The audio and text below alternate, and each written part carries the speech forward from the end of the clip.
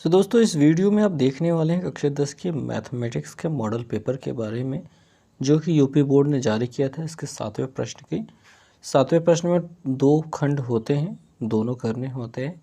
काम में 2 प्रश्न होते हैं जिसमें से एक करने होते हैं। ठीक ऐसे ही खा में 2 प्रश्न होते हैं जिनमें से एक करने होते हैं। 12 नंबर के टोटल प्रश्न रहता है। तो चलिए शुरुआत करते हैं पहले वाले प्रश्न की। निम्न समीकरणों के युग्म को रैखिक समीकरणों के युग्म में बदलकर हल कीजिए। ये 2 समीकरण आपको दिए गए हैं। बात है आपको ऐसे करनी होगी और आपको पहले मानना होगा कि यहाँ पे देखेंगे जो दिखाई दे रहा है x प्लस वाई और x माइनस वाई, सेम वही x plus Y x minus Y यही दिखाई दे रहा है। तो 1/x प्लस वाई बराबर a मान लिया है और 1/x माइनस वाई बराबर b मान लिया है। ठीक है जी। और अब यहाँ पे जो 10 था वही 10a बन गया, यहाँ पे जो 2 था वही 2b बन गया, बराबर 4 जैसा था वैसे बन गया। इस 4 को इधर पक्षांतर करने के बाद आपको ये समीकरण देखने को मिल जाएगा 10a प्लस 2b माइनस 4 बराबर 0, समीकरण 1 हो जाएगा। इससे हल करें, इससे देखेंगे तो दूसरा समीकरण मिलने वाला है। क्या मिलने वाला है भैया? यहाँ से देखेंगे तो 15a आपको मिल जाएगा और यहाँ से देखेंगे तो 5b हो जाएगा -2। इस -2 को इधर भेज देंगे तो +2 हो जाएगा। तो आपको टोटल देखने को क्या मिल जाएगा? दूसरा समीकरण।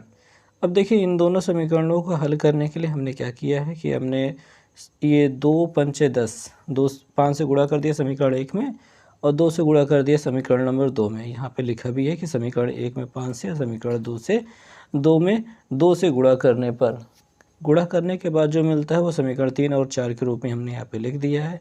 और इन समीकरणों को आप देखेंगे तो यहाँ पे 10 भी बराबर हो रहा है, क्योंकि हमने ऐसे गिनतियों से गुणा ही कराया था। और दोनों के चिन्ह अलग अलग है, कि प्लस में एक ही माइनस में, इस वजह से हमने कहा कि समीकरण 3 और 4 को जोड़ने पर यहाँ पे जोड़ने की प्रक्रिया भी आपको दिखाई दे रही है। 10 भी कट जाएंगे, 50 30 80 ए हो गया और ये घट करके 16 हो जाएंगे। ठीक है, 20 में से 4 घट गया, 16 मिल गया। अब 16 माइनस में यहाँ पे मिला था, उधर जाने के बाद प्लस हो गया और 80 अब बटे में चला जाएगा, तो 16 पंजे 80, ए बराबर 1/5 मिल रहा है। ए बराबर 1/5 मिल रहा है। इस ए का मान समीकरण 1 में हमने रख दिया था। अब समीकरण 1 में हमने ए का मान 1/5 रख दिया, तो 10 ए था तो ए की जगह 1/5 रख दिया, प्लस 2b -4 हो गया। इस 5 से 10 को काट दिया गया तो 2 मिल गया और हमको क्या मिल गया यहाँ पे 2, और ये -4 हो रहा है। 2 में से 4 घटाने पर -2 मिलता है। इस -2 को उधर भेजने के बाद हमको क्या मिल गया? प्लस में 2 मिल गया और b बराबर हो गया 2/2, यानी कि 1, b बराबर 1 देखने को मिल गया। तो ये तो था a और b का वैल्यू।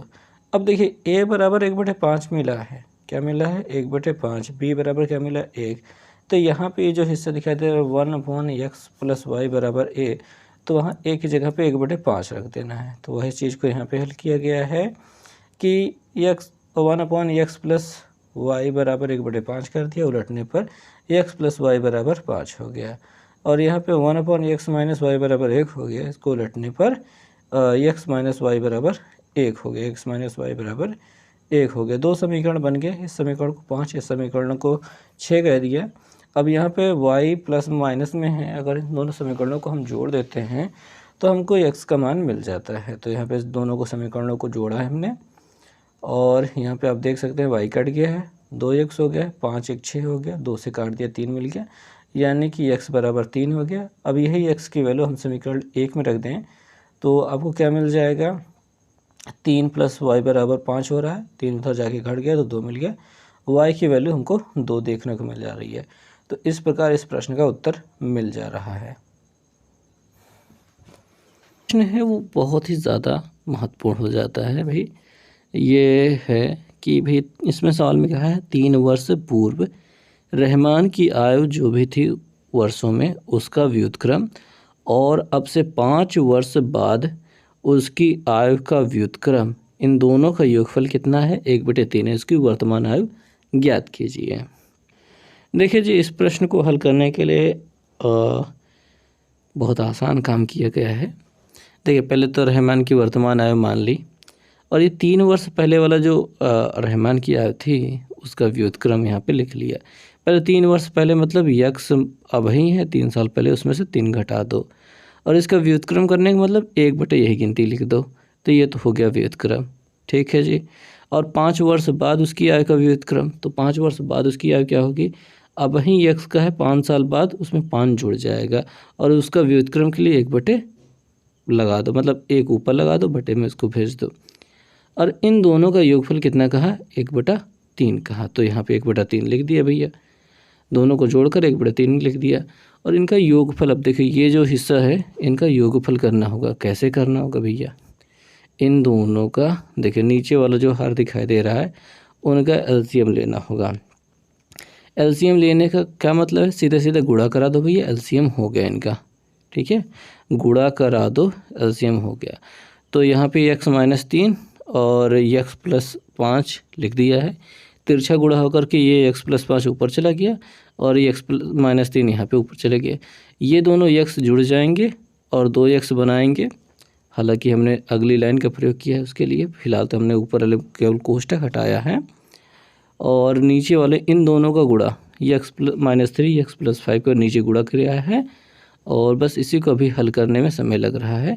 यानी x और x मिल करके 2x हो रहा है, 5 में से 3 घट के 2 मिल रहा है, और यहाँ पे x² लिखा जा रहा है।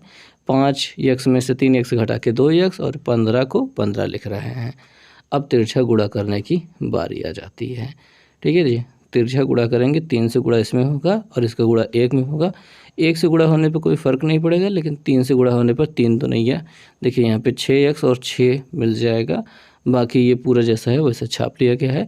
पक्षांतर करते हैं, यहाँ पे थोड़ा सा स्मार्टली पक्षांतर किया है। 6x को इधर भेज दिया है, इस +6 को भी इधर भेज दिया है, ताकि हमारा जो x² हो माइनस में ना जाए। तो ये x² + 2x था, उसमें से 6x घट रहा है, और यहाँ पे -15 था, -6 हो रहा है, बराबर 0 हो गया। ठीक है जी, तो ये x² हो गया। 2 में से 6 घटाने पर -4x यहाँ पे मिल रहा है, और 21, और ये जो 15 और 6 है दोनों जोड़ करके -21 हो रहा है, क्योंकि दोनों लोग माइनस में है तो माइनस में आएंगे। अब इसके गुणनखंड करने की बारी है। तो 7 × 21 होता है, 7 में से 3 जाने पर 4 होता है, तो यहाँ पे -7 + 3 लिया है। आगे वाले से x कॉमन लिया, x-7, पीछे वाले से 3 कॉमन लिया, x-7, x-7 कॉमन लिया, तो x + 3 बराबर 0। और यहाँ पे जो x + 3 वाला है अगर बराबर 0 करते हैं तो x बराबर -3 मिलेगा, जो कि अमान होगा, क्योंकि किसी की आयु माइनस में नहीं हो सकती। और वही माइनस वाले को जब 0 के बराबर किया तो x बराबर 7 मिल गया, यानी कि जो रहमान की आयु है वो 7 वर्ष है। उत्तर मिल गया। अब ख नंबर प्रश्न पे आ जाते हैं, 7वें के ख वाले। यहाँ पे त्रिकोणमिति की ऊंचाई और दूरी, यानी कि जिसको अनुप्रयोग करके आप कहते हैं, उससे संबंधित ये प्रश्न है। इसमें कहना है एक बहुमंजिला भवन के शिखर से, एक बहुमंजिला भवन है, इसके शिखर से छत पे खड़ा होकर के देखने पर एक 8 मीटर ऊंचे भवन के शिखर और तल का अनुमान कोण, ठीक है जी, अनुमान कोण कितना है, 30 और 45 है। तो बहुमंजिले भवन की ऊंचाई, ये टोटल ऊंचाई बतानी है। फिलहाल तो ये पता होना चाहिए कि ये 8 है, और इन दोनों भवनों के बीच की दूरी बतानी है। तो यही हल किया है हमने।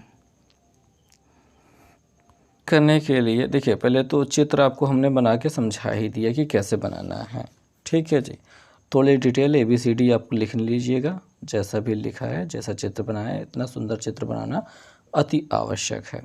अब इसमें ज़बरदस्ती की डिटेल्स हमने भरी हैं ताकि लंबा जाए क्वेश्चन, क्योंकि 6 नंबर लेना है भैया।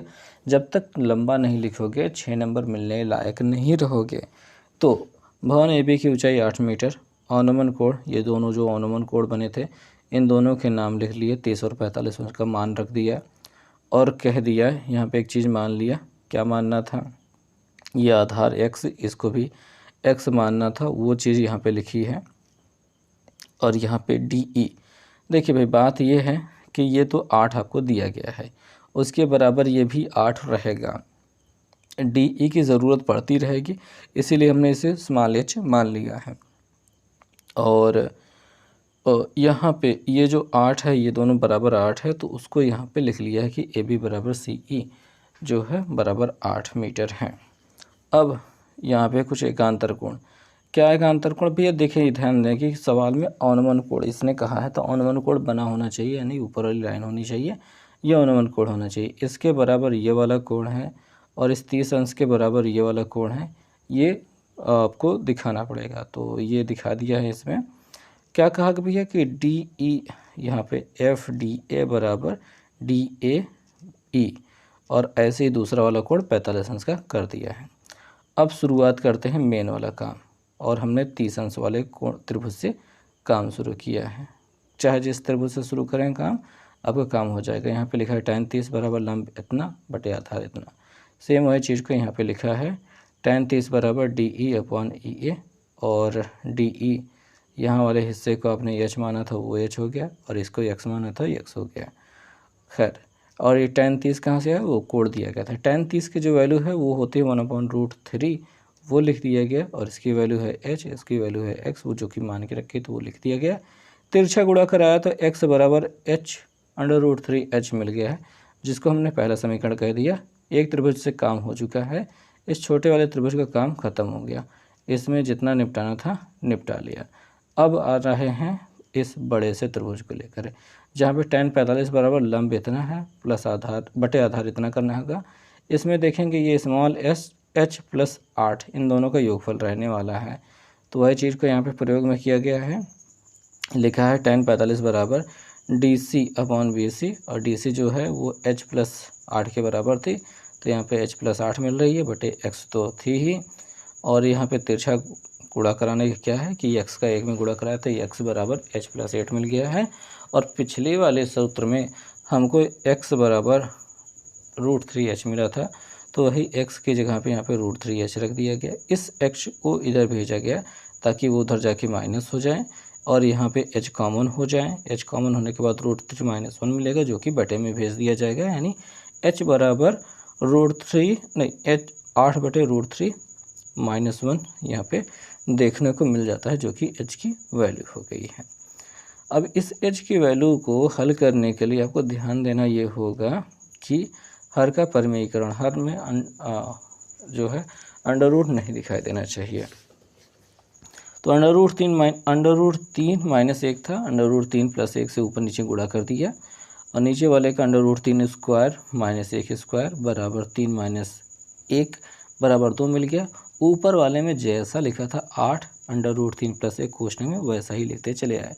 लास्ट में यहाँ पे जब 8 मिल गया तो 2 से कट कर यहाँ पे 4 हो गया, यानी 4√3 + 1 मीटर। इतना ही उत्तर लिखा जा सकता था। हालांकि उस प्रश्न में अंडर रूट 3 की वैल्यू नहीं दी गई है, तो अंडर रूट 3 की वैल्यू रखने की भी ज़रूरत नहीं है, बस यही है उत्तर है। लेकिन हमने क्या है कि अंडर रूट 3 का मान 1.732 रख दिया, प्लस 1 कर दिया तो 2.732 हो गया, 4 से गुणा करा दिया तो 10.928 मीटर मिलने लगे हैं। हालांकि इसको अंडर रूट 3 का मान रखने की आवश्यकता नहीं है, क्योंकि उसने दिया ही नहीं था, तो लिखा भी नहीं था। तो अभी क्या करेंगे कि h की वैल्यू तो मिल गई है, तो x की वैल्यू देख लेते हैं। तो x की वैल्यू जो थी वो थी h प्लस 8, तो h की वैल्यू जितनी थी वो रखा, प्लस 8 रख दिया, जोड़ दिया, तो ये मिल गया। और बहुमंजिला जो मकान था उसकी ऊंचाई क्या है, 18.928 जैसा था, 928 जैसा मिला था, वही हो गया। और दोनों भवनों के बीच की दूरी भी वही सेम चीज़ है, वही लिख दिया गया। तो इस प्रकार से इस प्रश्न को हल करना है। ऊंचाई और दूरी के सवालों को हल करना बहुत आसान काम होता है, बस आपको चित्र अच्छे से बना लेना है, और 2 त्रिभुज मैक्सिमम रहते ही हैं और हल हो जाएगा आराम से। की जाए तो अथवा वाला हिस्सा भी इसके पास भी बहुत बेहतरीन प्रश्न है, ऊंचाई और दूरी वाला ही। इसमें कहा गया है कि भूमि पर एक स्थित है बिंदु P, ठीक है, भूमि पर एक ही बिंदु स्थित है P, यहाँ से एक भवन के शिखर का उन्नयन कोण 30 अंश है, यहाँ से 30 अंश का कोण है, और भवन के शिखर पर एक ध्वज को लहराया गया है, यहाँ पे झंडा लगा हुआ है, तो ध्वज के शिखर का उन्नयन कोण यहाँ पे 45 अंश बन रहा है। ध्वज दंड की लंबाई और बिंदु P से मूल भवन की दूरी, इसकी लंबाई पूछ रहा है, जो झंडा ऊपर लगाया है घर के ऊपर। तो अंडर रूट 3 का मान 1.732 यहाँ पे रखने के लिए कह रहा है, तो हमको वैसे ही रखना होगा। तो हल किया है और आप देख सकते हैं कि क्या हुआ है इसमें। और चित्र तो जैसा बताया था कि भवन ये हो गया, P यहाँ से कुछ दूरी पे स्थित है, 30 अंश का कोण बना रहा है, झंडा ये लग गया और अब 45 अंश का कोण बना रहा है। तो यहाँ पे बस भवन AB बराबर 10 मीटर के शिखर से शिखर का P से उन्नयन कोण जितना था वो उन्नयन कोण 30 अंश वो लिख दिया। और ध्वज दंड BC जो है यहाँ पे इसके शिखर का उन्नयन कोण जो 45 अंश है वो लिख दिया गया है। ये ज़बरदस्ती का काम है, यानी चीज़ों को शुरू में आपको डिटेल्स में जितना बता सकें उतना बताना ज़रूरी होता है। 6 नंबर पाना है तो अब क्या करना है, किसी भी एक त्रिभुज से शुरू हो जाना है। तो इतना हो जाने के बाद आपको शुरुआत करनी है, छोटे वाले त्रिभुज के साथ शुरुआत कर लेते हैं। त्रिभुज का नाम है APB और यहाँ पर लिखते हैं tan 30 बराबर लंब है AB, आधार है AP। वही चीज़ को यहाँ पे लिखा गया है। और tan 30 का मान 1/√3 होता है वो रख दिया गया। AB का मान 10 पता था और AP का मान नहीं पता है, तिरछा गुणा कराया और PA बराबर 10/√3 मिल गया। चूँकि √3 का मान 33.732 दिया था तो इसी वजह से रखने पर 10 से गुणा करने पर 17.32 मीटर हो जाएगा PA। PA जो था वो बिंदु P से भवन की दूरी था और वो हमने यहाँ पे लिख दिया है, बात ही खत्म हो गई है। अब बात कर लेते हैं दूसरे वाले त्रिभुज की, इस त्रिभुज की जहाँ पे 45 अंश का कोण बन रहा है। tan 45 बराबर लंब है AC बटे आधार PA। तो यही सेम चीज़ को यहाँ पे भी लिखा है AC बटे PA। tan 45 बराबर tan 45 का मान 1 हो गया है, AC का मान AC 2 भागों में बटा हुआ हिस्सा है भैया। क्या भैया, यहाँ से यहाँ तक आपको 10 मालूम है। ध्वज दंड की लंबाई जो है h है, उसको माना नहीं है लेकिन मान लेते हैं h है, उसको लिखना चाहिए था हमें पहले ही। तो उस h की जगह मतलब BC जैसा लिखा था उसका नाम वैसे ही लिख दिया है। बाकी सारी चीज़ें तो अपने यहाँ पे भरी हुई हैं। इस 17.32 का जो है 1 में गुणा करा दिया और 10 ले जाकर उधर से घटा दिया क्योंकि पक्षांतर हो रहा था। तो BC यानी ध्वजदंड की जो लंबाई है वो आपको 7.32 मीटर देखने को मिल जाएगी। कहाँ से मिल जाएगी, इसका गुणा इधर कराया, AB का मान 10 था, 10 को इधर ले जाकर घटाया और 17.32 में से 10 घटाने पर 7.32 ही मिलेगा और यही ध्वज दंड की लंबाई हो जाएगी। तो इस प्रकार ये पूरा प्रश्न समाप्त हुआ।